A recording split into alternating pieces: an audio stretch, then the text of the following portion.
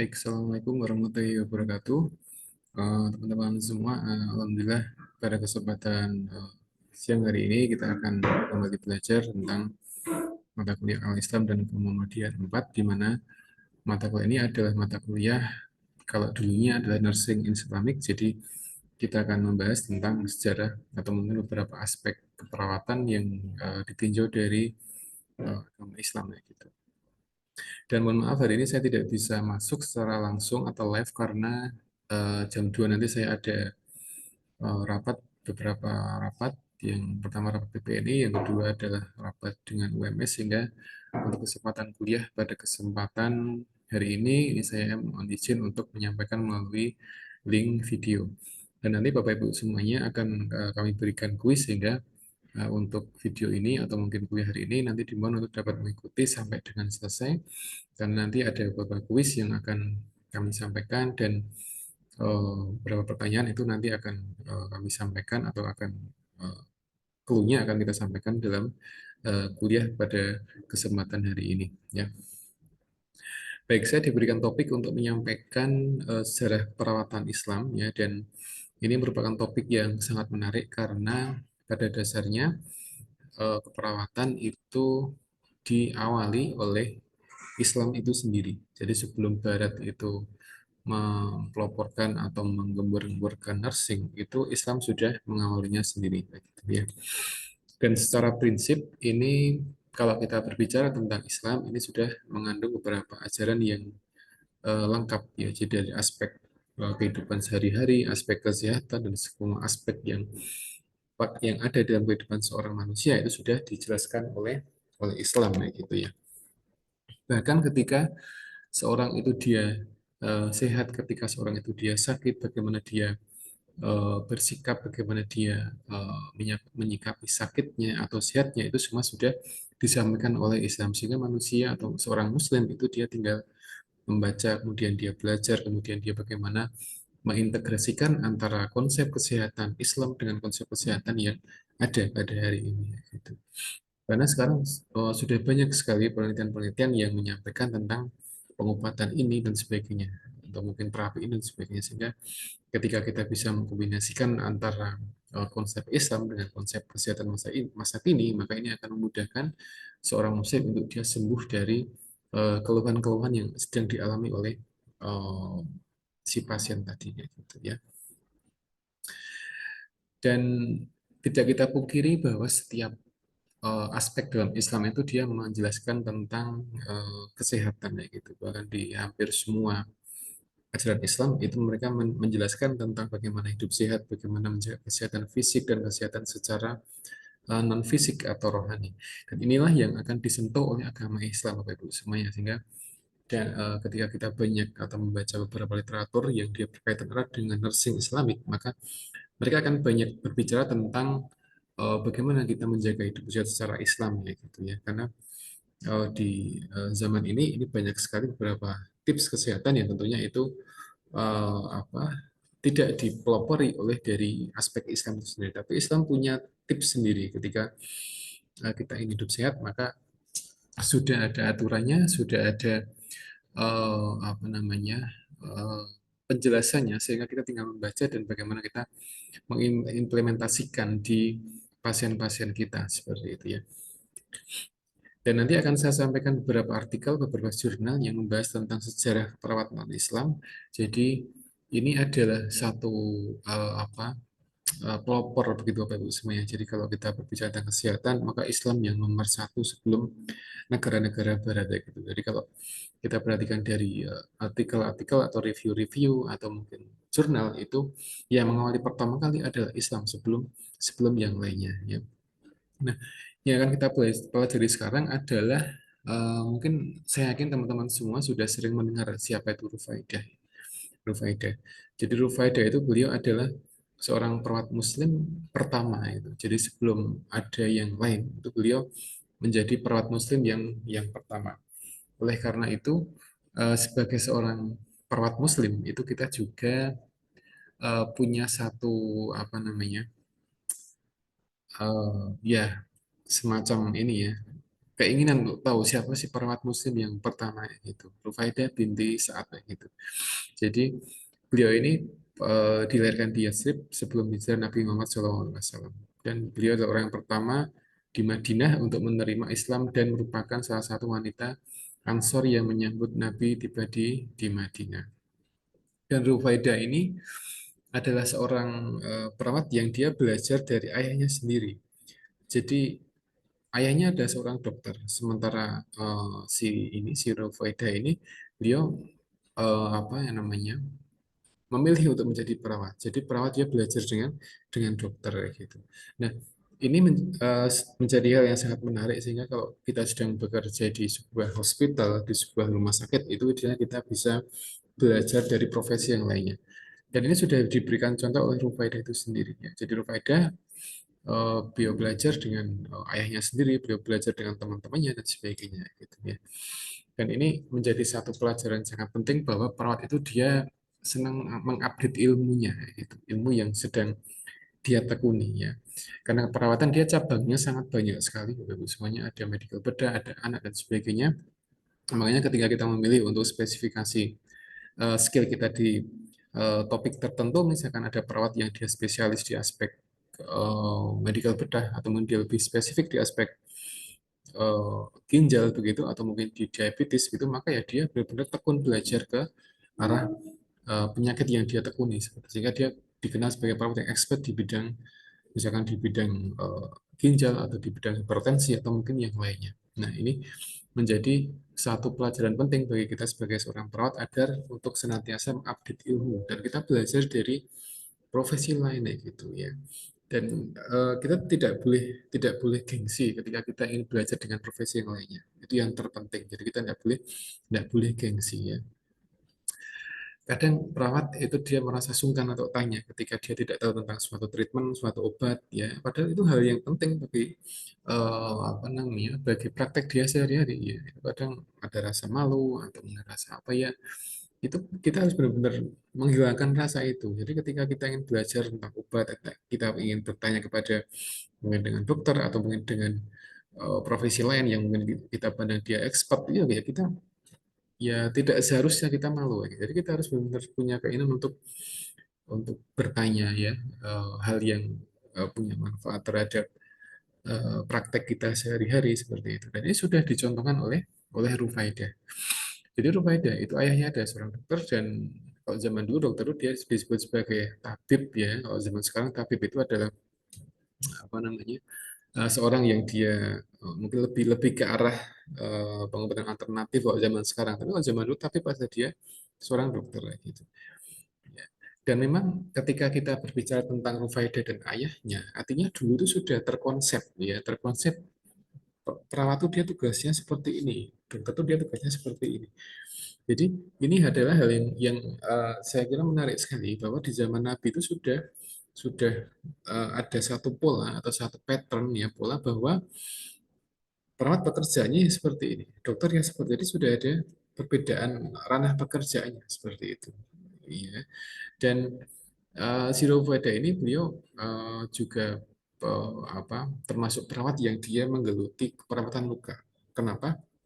Karena pada zaman zaman Rufaidah itu banyak sekali perang yang yang terjadi sehingga Rufaidah itu dia atau beliau itu apa namanya menggeluti perawatan luka, bagaimana dia merawat luka dan bagaimana dia mendirikan beberapa rumah sakit yang ada di sekitar tempat peperangan yang ada di zaman Rufaidah tadi seperti itu Bapak Ibu semuanya ya.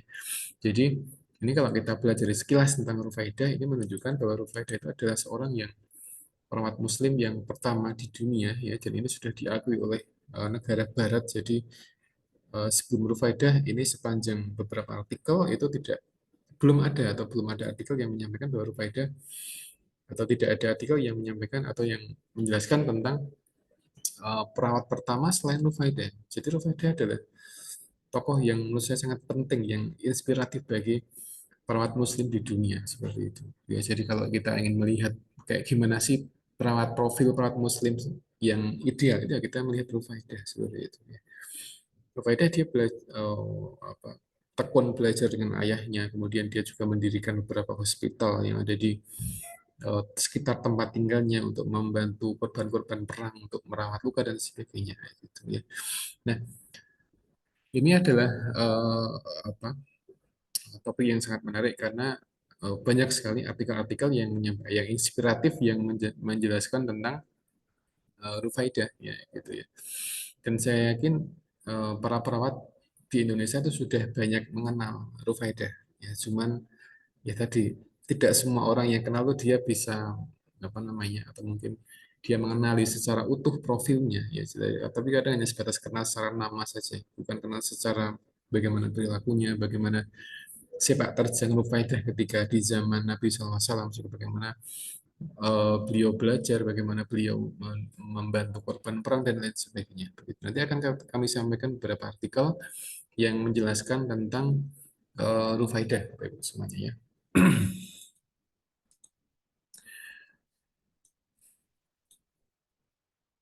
Nah, di dalam Islam ini ada beberapa konsep Bapak Ibu semuanya. Jadi tentang konsep tentang perawatan jenazah ya. Ini sebenarnya konsep perawatan jenazah ini sudah ada atau mungkin sudah dikenal pada zaman Nabi Adam ya, dan ini disampaikan di salah satu ayat Al-Maidah ayat 31 bahwa kemudian Allah menyuruh seekor burung gagak menggali-gali di bumi untuk memperlihatkan kepadanya bagaimana seharusnya mengubur mayat saudaranya. Jadi sebenarnya konsep merawat jenazah itu sudah ada ya, sudah ada sejak lama sekali gitu Bapak Ibu semuanya, sehingga eh, apa hanya saja beberapa perbedaan yang ada di zaman sekarang sampai dengan zaman dulu itu dia apa kelihatan sekali bagaimana merawat merawat jenazah pada zaman Nabi Adam alaihissalam, kemudian pada zaman nabi-nabi setelahnya sampai dengan Nabi Muhammad SAW itu secara konsep mereka ada beberapa perbedaan bagaimana merawat jenazah. Tapi secara umum adalah kurang lebih sama. Jadi dalam merawat jenazah dalam Islam itu ada dia dikubur seperti itu.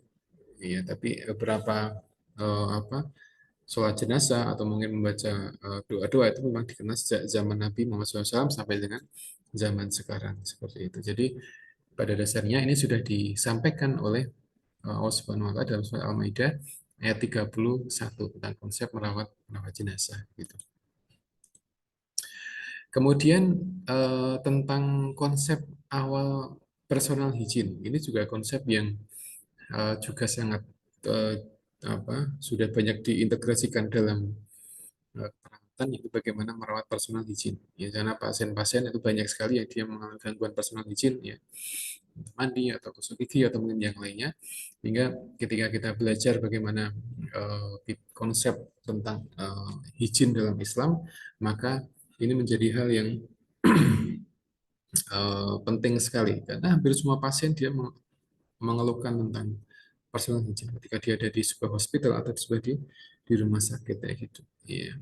Makanya ketika kita melihat konsep personal hygiene ya, di dalam mungkin konsep barat seperti itu sebenarnya sudah apa mereka sudah mendapat idenya itu dia dari Islam kayak gitu ya. Karena Islam yang mengawali semua dari aktivitas aktivitas yang dia berkaitan dengan perawatannya daripada pasien itu sendiri. Ya. Jadi ini pada zaman Nabi Ayub itu sudah mulai sudah apa namanya dikenalkan bagaimana konsep personal hygiene. Jadi misalkan hatam pada ayat Sot ayat yang ke-42 ini disampaikan bahwa hatamkanlah kakimu, inilah air yang sejuk untuk mandi dan minum dan sebagainya. Jadi ini konsep yang dikenali ya. Nah, adapun sekarang konsep hygiene itu sudah banyak dikembangkan ya, entah bagaimana mandi dan sebagainya. Apakah mandi itu dia cocok untuk pasien-pasien tertentu, apakah setiap penyakit itu pasien dia memang boleh mandi atau mungkin ada yang apa namanya mandinya model tidak dengan diguyur air tapi dengan lap dan sebagainya, itu juga dijelaskan dalam beberapa kondisi penyakit saat ini. Jadi artinya kalau kita berbicara tentang konsep personal hygiene itu sudah dikenal sudah sangat sangat lama sekali ya. Dan yang ada sekarang adalah pengembangan-pengembangan dari konsep awalnya tadi. Ya. Jadi kalau di Quran surat Shad itu dia sudah disampaikan tentang perintah untuk mandi. Ya. Nah, bagaimana mandinya itu dikembangkan dalam beberapa banyak sekali penelitian pada saat ini. Gitu.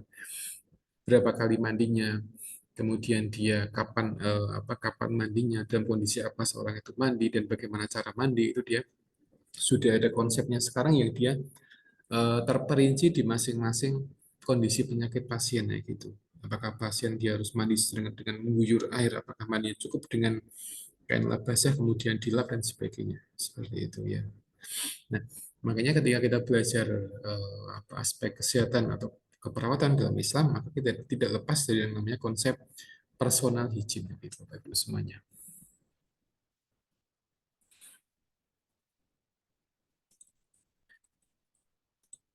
Kemudian yang berikutnya adalah pada zaman Nabi Isa alaihissalam itu ada konsep kesembuhan. Ya, jadi ini konsep yang disampaikan bahwa pada dasarnya setiap orang yang sakit itu, ya maka dia punya satu kewajiban untuk berharap kalau dia ingin sembuh. Nah, gitu. Nah ini kita juga perlu menekankan kepada para pasien-pasien kita. Jadi ketika pasien sekalipun sakitnya ringan, maka kita anjurkan untuk berharap bahwa dia semoga lekas sembuh kayak gitu ya. Karena kesembuhan itu merupakan hadiah dari Allah Subhanahu wa taala kepada para pasien-pasien kita gitu ya.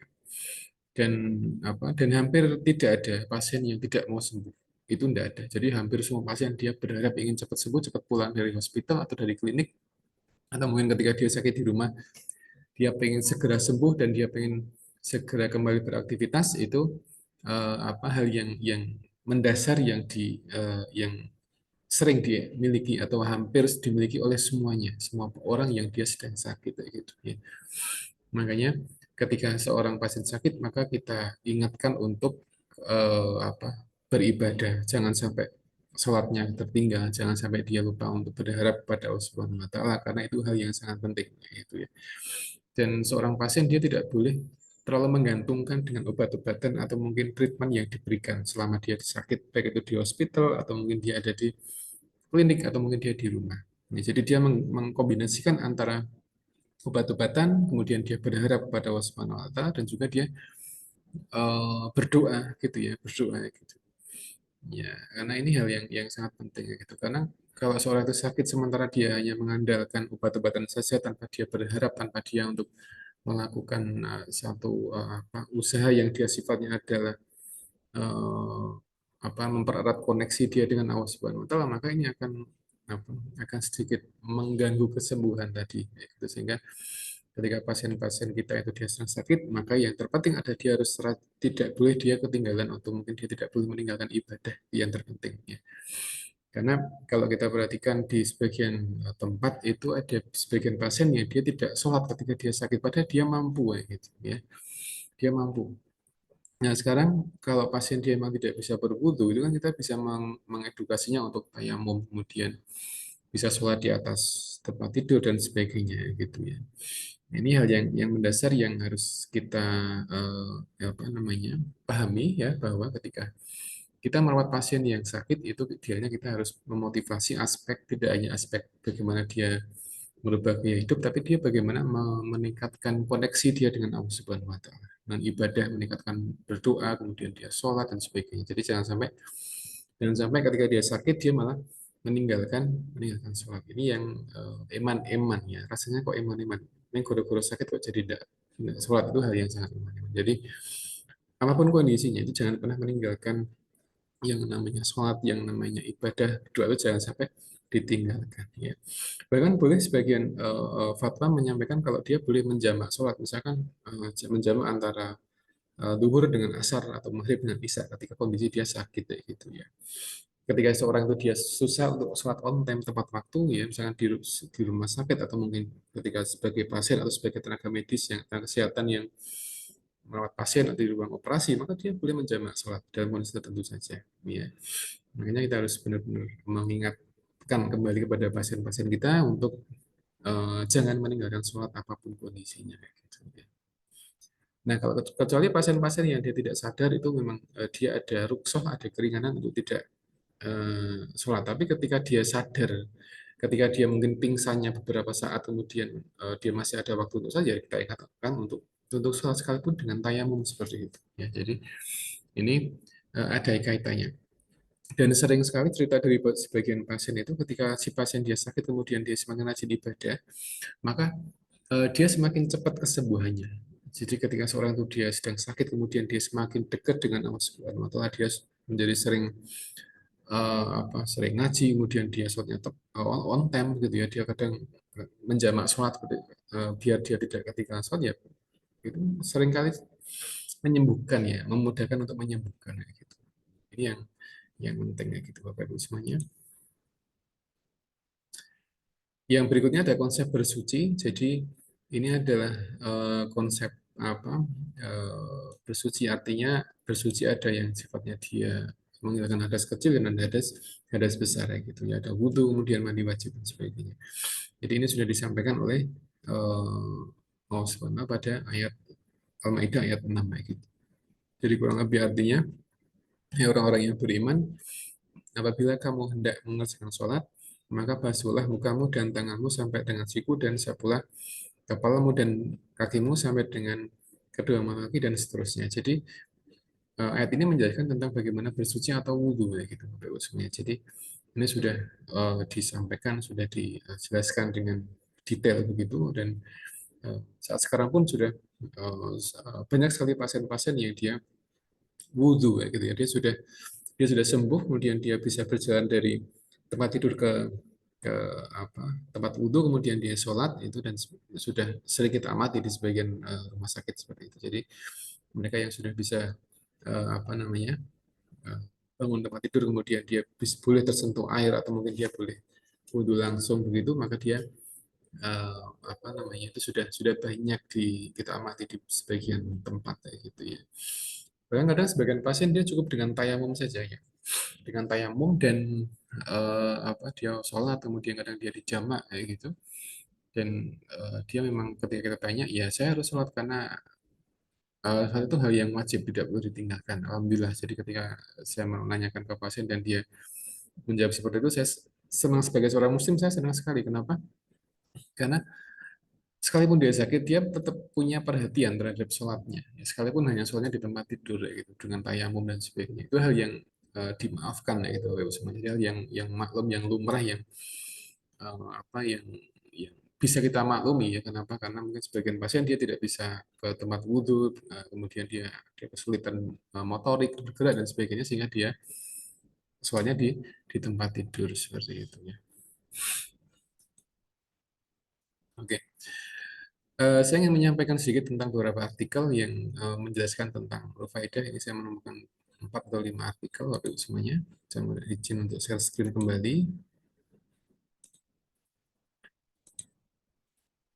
Ya, baik. Ya, semoga sudah terlihat untuk slide screen-nya. Ya. Baik, ini ada satu artikel yang diterbitkan oleh Journal of Nursing Scholarship tahun 1996. Sudah lama sekali artikelnya. Dan ini penulisnya adalah Rofat Jen, begitu, single authornya. Dan judulnya adalah Rufaidah Al-Asalmiyah, kemudian The First Muslim Nurse, gitu. Nah, ini akan saya sampaikan secara ringkas saja, Pak Usulnya, karena ini intinya adalah menjelaskan tentang konsep dari apa namanya nursing Islami kayak gitu ya. Nah, di kalimat pertama disampaikan bahwa si Florence yang Florence Nightingale dia adalah dedikasikan atau dia dikenal sebagai seorang perawat yang modern nursing, modern nursing. Jadi si Florence ini beliau banyak mengenalkan tentang bagaimana keperawatan modern. Namun sebelumnya itu sudah ada si Rufaidah tadi. Jadi kalau di Barat itu dia ada Florence Nightingale, di Muslim dia ada Rufaidah Al-Asalmiyah, Asalmiyah. Jadi it's not been widely recognized. Jadi zaman sekarang ini terkadang itu perawatnya lebih lebih kenal terhadap Florence daripada kenal terhadap Rufaidah Al-Asalmiyah seperti itu. Iya. Nah, disampaikan juga di jurnalnya ini bahwa Rufaidah itu dia dikenal jauh hari, jauh bertahun-tahun sebelum Florence Nightingale ada. Jadi sebelum ada Florence ini Rufaidah sudah mendahului. Rufaidah sudah membuat konsep keperawatan dalam Islam kayak gitu. Iya. Nah, makanya di dalam agama kita ini banyak banyak sekali ilmuwan Muslim yang diahli di bidang saintis, kemudian filosofi, kemudian sejarah dan sebagainya, guru dan sebagainya. Dan Islam memiliki banyak ini, banyak ilmuwan yang sayangnya tidak banyak dikenal oleh orang Islam itu sendiri kayak gitu ya. Kadang mereka lebih kenal terhadap tokoh-tokoh barat daripada tokoh-tokoh yang ada di agama Islam seperti itu. Termasuk juga di aspek kesehatan ya. Banyak perawat yang lebih kenal terhadap Florence daripada kenal terhadap si Rufaidah ini. Makanya di mata kuliah ini harapannya kita lebih bisa mengenal siapa itu Rufaidah, bagaimana mengenal profil Rufaidah, kehidupan sehari-harinya, bagaimana dia mengembangkan keperawatan pada zaman Nabi SAW, kemudian bagaimana kiprah beliau di keperawatan seperti itu, Bapak Ibu semuanya. Nah, si penulis ini dia heran, Bapak Ibu. Jadi di paragraf yang ketiga itu dia heran dengan Nufaidah. Jadi dia bertanya bagaimana mereka teredukasi, bagaimana pendidikan selama pada zaman dulu. Padahal mereka belum pada zaman dulu mungkin belum banyak konsep pendidikan yang ada pada zaman Nabi SAW. Tapi Nufaidah terbukti secara sejarah bahwa dia berhasil mendidik para perawat di sana gitu ya. Jadi bagaimana dia menjadi seorang perawat pada zaman di mana banyak sekali keterbatasan teknologi pada saat itu, tapi berhasil dan malah menjadi teladan pada saat ini seperti itu ya.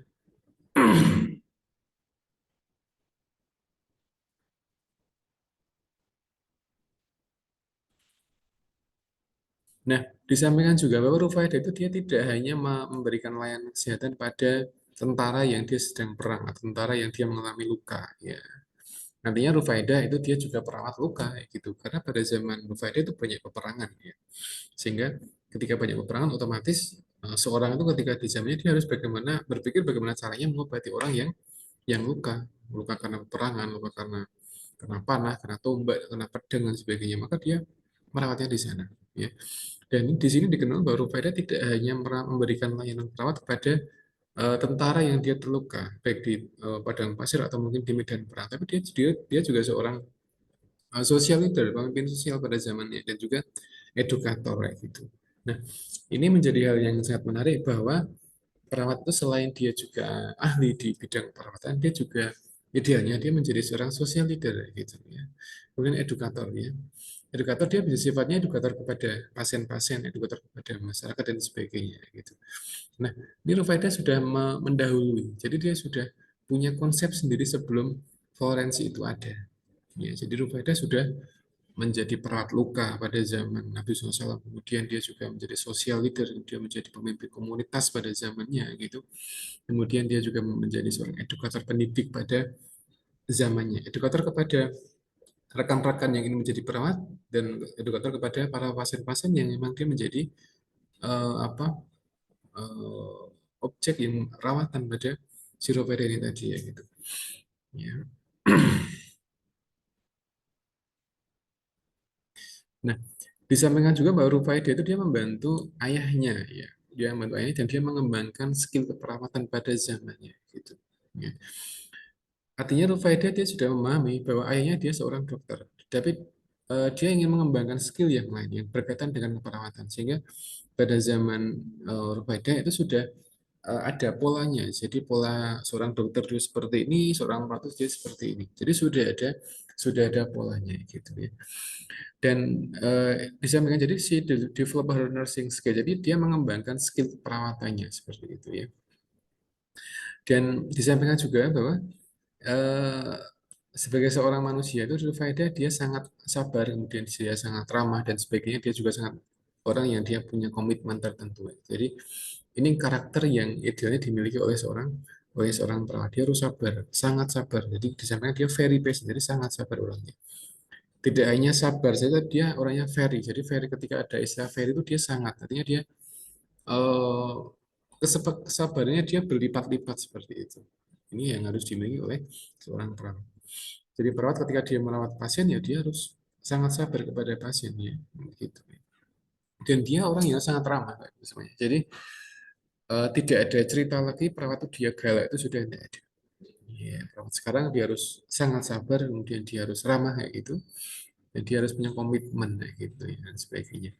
Ini yang harus yang mulai harus ditanamkan oleh para perawat Muslim hari ini bahwa ketika dia ingin meneladani Rufaidah, yang pertama dia pahami ada Rufaidah adalah beliau adalah orang yang sangat sangat sabar gitu, very patient. Ya, kemudian Kain dia orang yang ramah, kemudian dia orang yang punya komitmen dengan pekerjaannya. Seperti itu. Ketika dia diberikan tanggung jawab ya dia diselesaikan semaksimal mungkin pekerjaannya tadi gitu ya.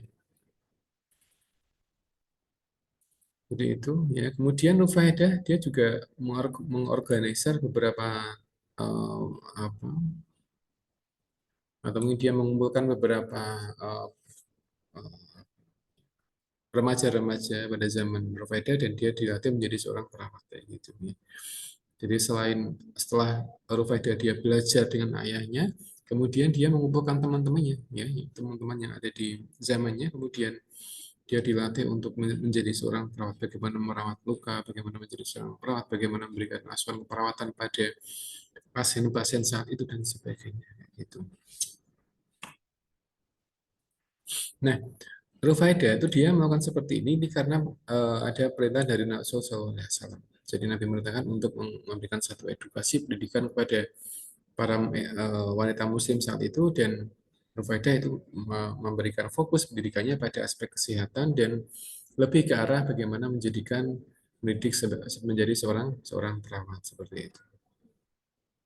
Nah, yang berikutnya Rufaidah itu beliau menjadi perawat Muslim yang pertama kali membentuk atau mendirikan sekolah keperawatan Islam di dunia sebelum yang lainnya. Ya, jadi Rufaidah was the founder of the first school of nursing in the Muslim world. Jadi sebelum ada sekolah perawatan yang lainnya, itu Rufaidah sudah apa namanya, membentuk atau membangun, menemukan, mengembangkan sekolah keperawatan Islam ada di dunia. Gitu. Jadi ini yang pertama kali sebelum yang lainnya. Gitu.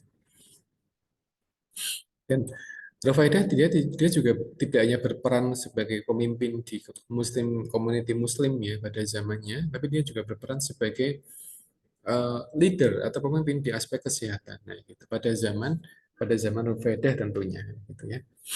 Jadi selama zaman Nufaidah itu eh, beliau mengumpulkan beberapa wanita Muslim, kemudian dilatih menjadi seorang perawat, kemudian dia menjadi pemimpin pada aspek-aspek perawatan yang ada pada zaman itu dan sebagainya. Gitu. Dan Nufaidah juga ingin mengembangkan kemampuan para wanita pada zaman itu dengan mendirikan sekolah keperawatan. Jadi ketika wanita itu dia terdidik untuk merawat pasien, maka dia akan berusaha semaksimal mungkin untuk merawat pasien yang ada di zamannya gitu ya.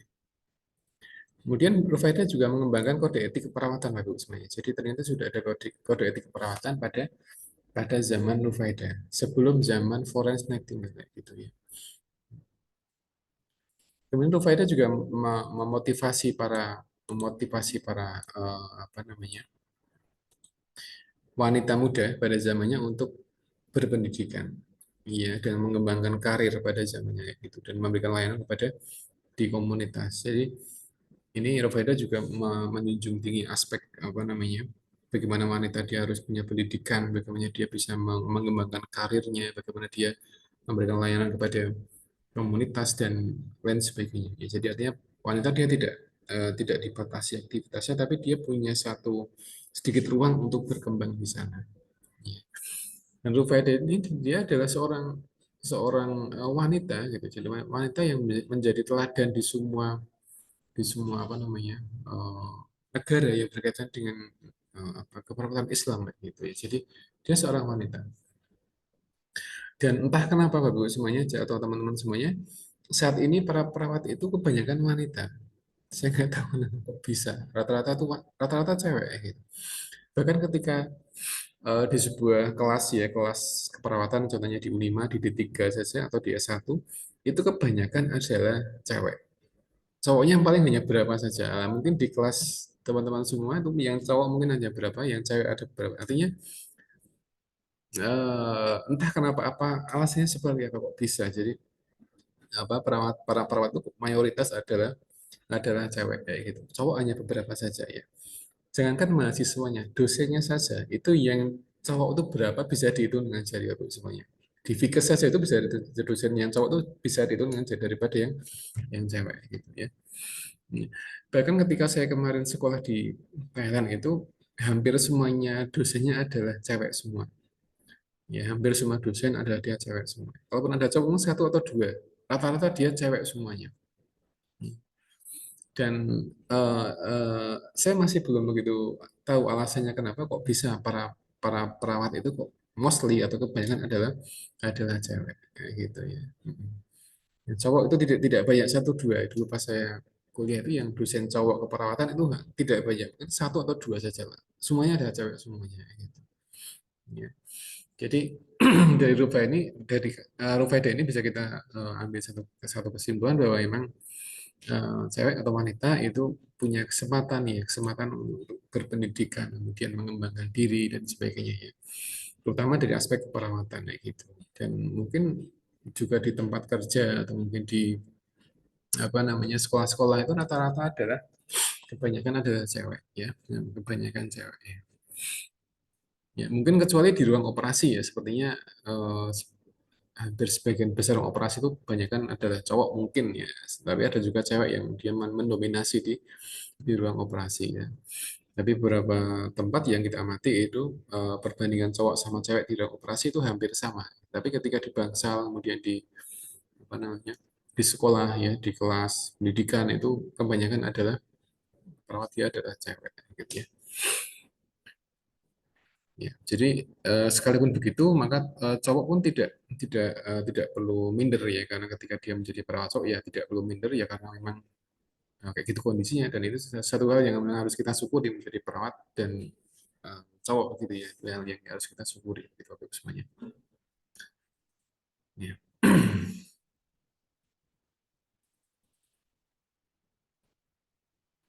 Nah, disampaikan juga di paragraf yang setelahnya ini bahwa apa jasa Rufaida ini hampir terlupakan ya, gitu. Jadi meskipun Rufaida ini adalah seorang yang benar-benar pionir di keperawatan, tapi hampir apa namanya hampir terlupakan oleh para perawat masa kini. Sehingga kalau sebagian perawat ketika ditanya tentang perawat dan tentang tokoh perawat yang dikenal adalah forens gitu. Ya.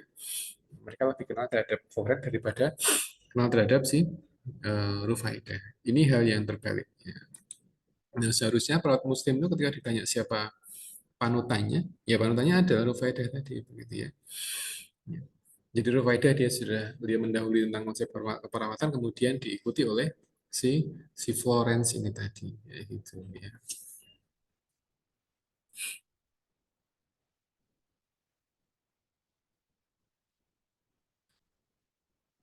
Nah, disampaikan juga di sini, Bapak Ibu semua dan teman-teman semua.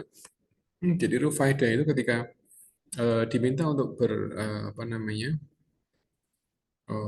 kontribusi terhadap korban perang, maka dia memberikan layanan terkait first aid equipment. Jadi dia memberikan pertolongan pertama pada korban-korban perang. Gitu. Jadi disampaikan di sini tentang memberikan minum, kemudian layanan terhadap merawat luka, kemudian merawat orang-orang yang dia sudah uh, sekarat dan sebagainya ya, yang ada di apa namanya padang pasir ya, karena kondisi suhu yang dingin atau suhu yang panas ya. Jadi Rufaidah pun ketika melihat ada peperangan ya, mereka dan timnya itu mereka langsung inisiatif untuk memberikan perawatan yang pertama gitu. Jadi dengan merawat luka, memberikan minum, kemudian mendirikan suatu hospital mini yang bisa menjadi tempat istirahat bagi para korban perang dan sebagainya. Ini hal yang sangat bisa, hal yang sangat menarik yang kita perlu apresiasi setinggi-tingginya kepada Rufaida.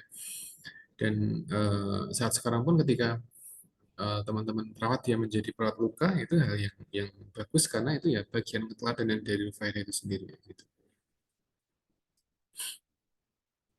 Nah, selama selama apa namanya perangan pun dia juga dia punya mengatur dengan timnya untuk bagaimana caranya untuk membagi timnya, bagaimana tim yang merawat luka, kemudian bagaimana dia memberikan satu delegasi kepada teman-temannya untuk menolong korban perang dan sebagainya gitu ya.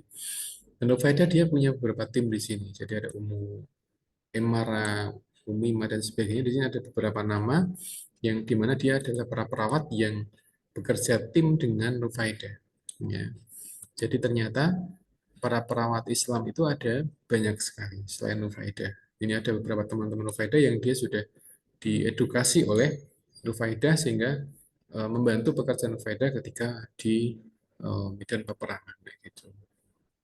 Dan mereka pun membantu secara langsung, ya. Jadi terjun ke lapangan langsung, kemudian merawat merawat apa namanya para korban perang, kemudian mereka juga sudah teredukasi dan sudah dilatih sedemikian rupa oleh Rufaidah tadi seperti itu. Iya, dia sudah diajari dan macam-macam bagaimana merawat fisik, bagaimana merawat emosi pasiennya dan sebagainya. Gitu.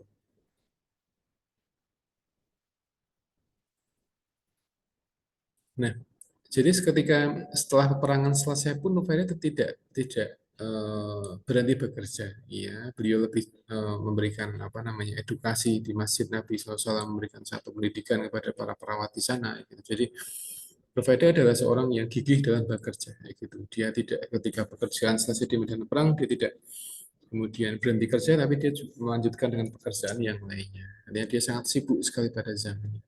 Iya. Dan Nurveda ada perawat yang lapangan, jadi dia terjun langsung ke medan perang, merawat luka, kemudian mendirikan suatu tempat untuk merawat luka dan sebagainya. Gitu.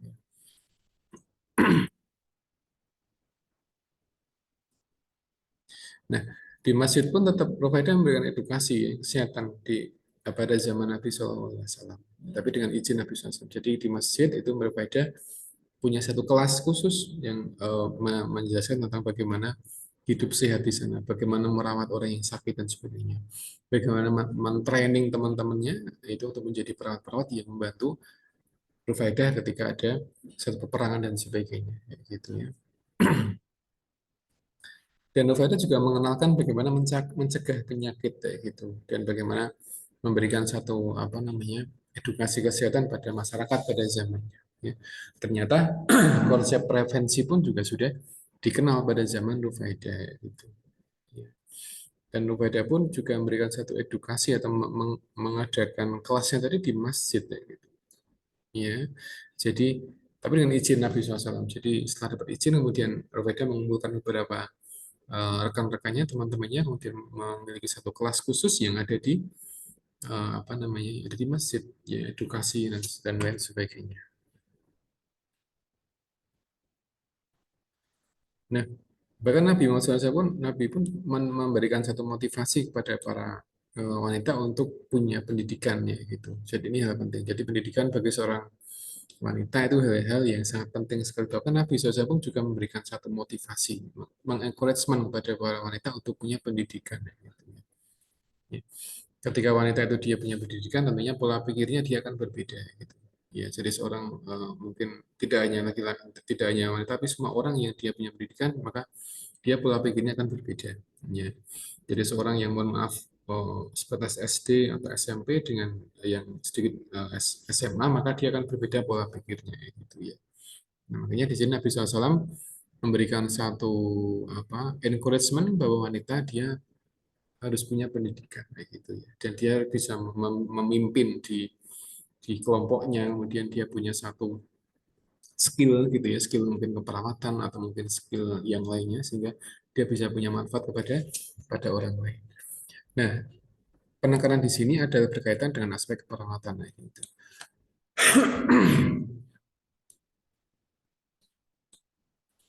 Nah, bahkan Rufaidah itu dia banyak menghabiskan waktunya untuk pengetahuan. Jadi untuk pengetahuan, kemudian untuk mencari pengalaman berkaitan dengan menyiapkan bagaimana menjadi seorang perawat dan menjadi atau memberikan satu layanan kepada masyarakat. Jadi ini hal yang apa namanya penting ya gitu. Jadi Rufaidah itu dia mengabdikan kehidupannya untuk pengembangan dan perbaikan keperawatan kayak gitu disampaikan ya.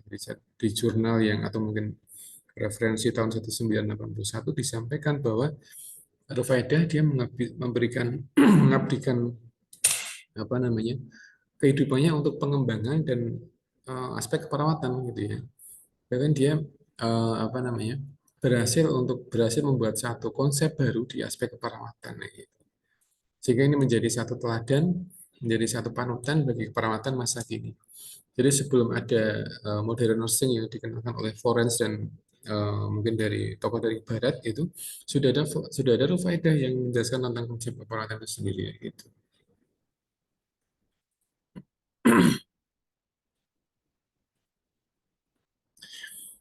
Bahkan di sebagian tempat ini ada satu sekolah Aga Khan University School of Nursing ini memberikan nama dengan nama Rufaidah kayak gitu. Jadi ada sebagian tempat yang sekolah atau sekolah perawatan ya pendidikan tinggi yang memberikan nama kepada Rufaidah seperti itu. Jadi closingnya di sini ada meskipun Rufaidah itu dia sudah tidak ada pada zaman sekarang, namun simbolisnya, kemudian pelayanannya, kemudian pengabdiannya, kemudian bentuk keperawatannya atau komitmennya itu sudah harus harus ada di hati setiap Muslim kayak gitu dan sebagainya. Jadi saat ini Rufaidah sudah tidak ada, tapi sejarahnya tidak akan pernah terhapus ya. Jadi sudah ada sejarahnya, kemudian eh, apa contoh-contoh yang sudah diberikan oleh Rufaidah dari aspek dia menjadi perawatan luka, kemudian dia punya karakter yang sangat sabar, kemudian dia sangat ramah, itu adalah contoh yang harus ada pada diri seorang Muslim perawat pada pada hari ini seperti itu ya. Jadi ini kalau kita ulang sekali lagi bahwa Rufaidah itu dia adalah seorang perawat ya, dia sangat ramah sekali, dia ramah kemudian sangat sabar, dia penuh pengabdian dan dia juga punya komitmen terhadap pekerjaannya seperti itu ya. Jadi ini yang apa namanya yang sangat penting yang harus kita pahami bahwa dan harus kita kampanyekan pada para perawat sekarang adalah dia harus punya sifat ya tadi sabar kemudian ramah gitu. Jadi perawat itu dia tidak boleh judes, tidak boleh ketus, tidak boleh galak ya itu enggak. Tapi harus ramah, sabar, kemudian dia punya komitmen, dia punya apa namanya pengabdian terhadap pekerjaannya, dia orang yang tanggung jawab dan sebagainya. Itu yang diberikan contoh kepada Rawedah pada perawat pada zaman sekarang seperti itu.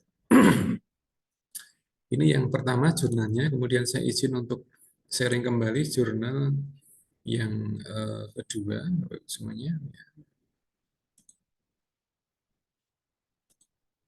Oke, saya kembali.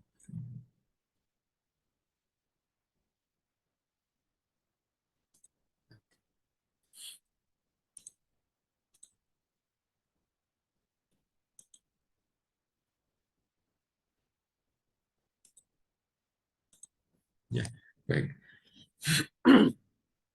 Baik, ini ada satu jurnal dari Malaysia yang mohon maaf ini bahasanya bahasa Melayu. Sejarah kejururawatan dari perspektif Islam, satu kajian perpustakaan. Jadi ini bahasa Melayu, jadi jurnal pengajian Islamnya. Jadi ini ditulis oleh salah satu penulis yang ada di Malaysia, gitu ya.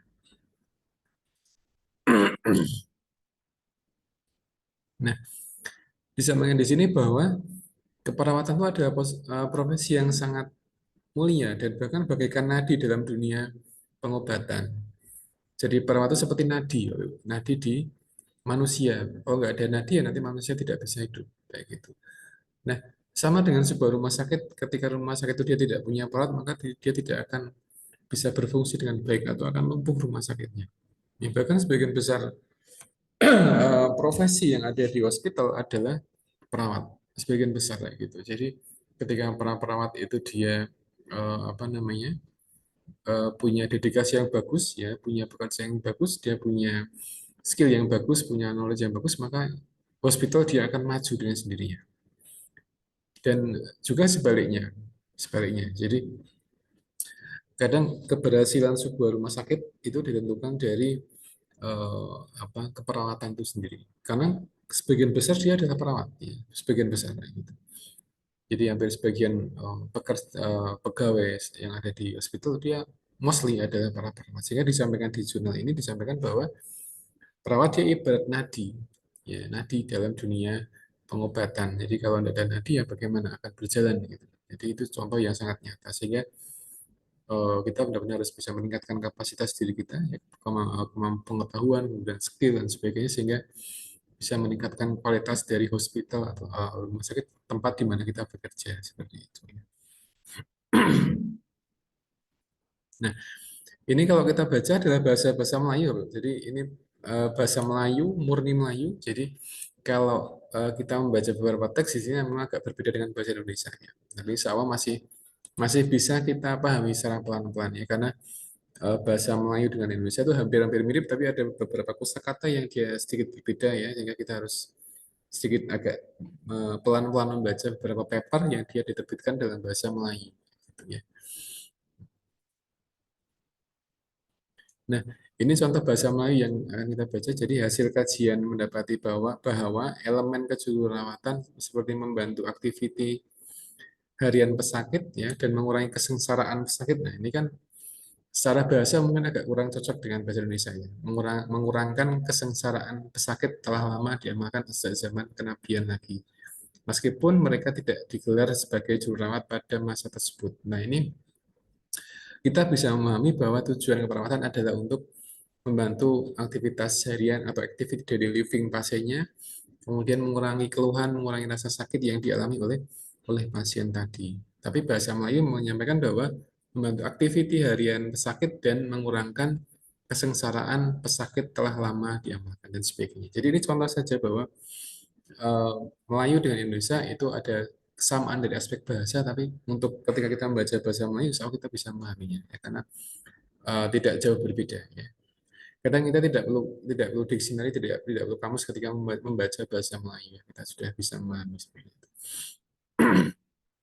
Jadi contohnya, ini jurnalnya terbit tahun 2021 ya, jurnal pengajian Islam namanya. Dan apa ini disampaikan juga di sini tentang beberapa era di nursing yang perawatan, ada era Kristen, era apa namanya Kristen, kemudian di sini ada era Florence, ada Islam dan sebagainya gitu ya. Nah, ini beberapa tokoh tokoh apa namanya eh, keperawatan ya, tokoh-tokoh keperawat dalam Islam, ada Hajar dan anaknya, ada Rahmah, Nabi Ayub dan sebagainya, ada Uzair dan sebagainya, ada Halimah dan sebagainya. Ini beberapa contoh yang apa namanya ada pada zaman zaman Islam seperti itu ya. Iya. Jadi eh, historinya adalah eh, Provida dikenal sebagai the first nursing in the world, jadi pertama itu. Meskipun sebelumnya sudah ada beberapa tokoh-tokoh yang dia apa namanya eh, dikenal sebagai orang yang membantu perawat, tapi secara konsep itu masih masih belum masuk di keperawatan. Jadi yang dikenal adalah provider tadi, gitu ya, yang terkenal. Jadi ini ada beberapa tokoh-tokoh yang sebelum provider, ini masih apa namanya tidak banyak dikenal di dalam Islam, ya gitu ya. Jadi ini Hajar dan anaknya, gitu ya. Hajar dan anaknya dia juga dikenal sebagai ibu yang dia juga bisa merawat anaknya, gitu. Kemudian di sini ada juga istri Nabi Ayub dan sebagainya ya. Kemudian ada juga tokoh-tokoh dari Uzair dan Wanita Tua dan sebagainya. Jadi ini ada beberapa histori tentang apa namanya para tokoh yang dia dikenal punya peran dalam bidang kesehatan, nah, gitu ya. Kemudian ada Rufaidah yang tadi sudah kita sampaikan ya, dan macam-macam ya semuanya. Jadi ada banyak sekali apa namanya pokok keperawatan yang kita kenal ya di sini. Ini bisa kita sampai kesimpulannya adalah profesion kejururawatan banyak bersandar pada dunia barat terutama dari aspek sejarah. Apabila ilmu ini didominasi mengikuti acuan konvensional, kejururawat muslim khususnya mengalami kesukaran untuk menghayati kerjanya ini sebagai kerja ya yang patuh syariah dan diridhoi oleh Allah. Karena itu hasil kajian ini sebagai perspektif yang berbeda dengan mengintegrasikan sejarah Islam dalam perawatan. Ya. Intinya bahwa kalau kita mengacu pada konsep Barat, nanti kita akan sedikit susah dalam memahami bagaimana nursing Islami. Tapi ketika kita mengkaji perawatan diawali dari Islam, maka akan memudahkan kita dalam memahami konsep-konsep yang ada pada keperawatan yang ada di Barat seperti itu. Ini jurnal yang pertama, Bapak Ibu semuanya. Kemudian saya izin share untuk ke jurnal yang berikutnya ya. Sebentar.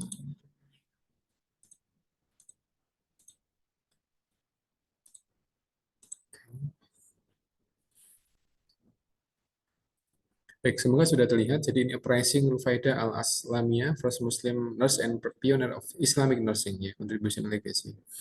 Jadi ini contoh apa namanya? Contoh dari paper yang menyampaikan tentang sejarah perawatan dalam Islam, ya.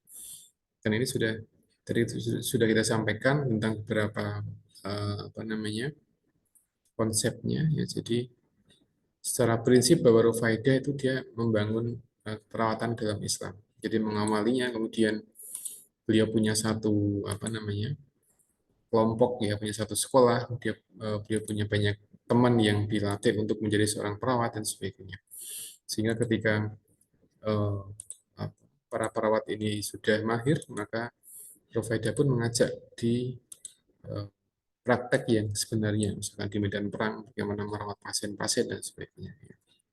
Jadi ini contoh yang bisa kita pelajari dari sejarah Rufaidah al-Asalamiyah, yang the first nursing, Muslim nurse, gitu.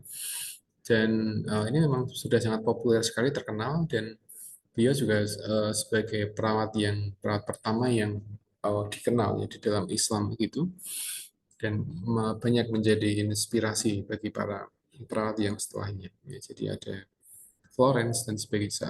Sekarang sudah banyak teori-teori keperawatan yang ada, ya, ada Roy, ada self care dan macam-macam. Itu bagian dari konsep perawatan yang dia lahir dari Islamic nursing, ya, gitu.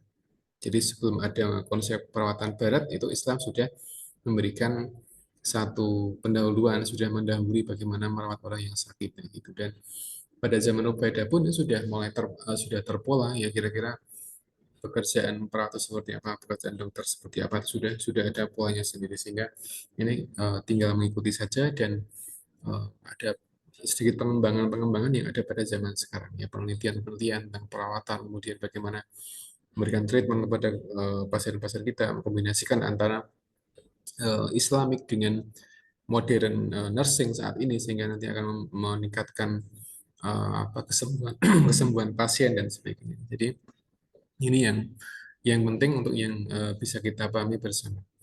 Baik, Bapak Ibu semuanya, saya kira itu yang dapat kami sampaikan pada kesempatan hari ini, dan semoga apa yang kita pelajari dapat kita ambil manfaatnya, khususnya pada sejarah perawatan Islam, dan kita sudah banyak mengenal siapa itu Rufaidah, ya, dari banyak kiprah beliau di keperawatan, kemudian beberapa artikel yang menyampaikan tentang keperawatan, ya, pada zaman dulu, sehingga nanti harapannya adalah ketika kita praktek itu kita bisa menerapkan atau kita bisa meneladani dari apa-apa yang sudah dicontohkan oleh Rufaidah dan teman-temannya, gitu. Baik, dari saya itu mungkin, dan setelah ini akan saya sampaikan kuis. Nanti Bapak Ibu semuanya atau teman-teman semuanya bisa mengisi kuis, dan yang pertanyaannya adalah yang sudah saya sampaikan di slide ini selama 1 jam. Dan saya akhiri kuliah pada kesempatan hari ini dengan bacaan Alhamdulillah, dan saya akhiri Assalamualaikum warahmatullahi wabarakatuh.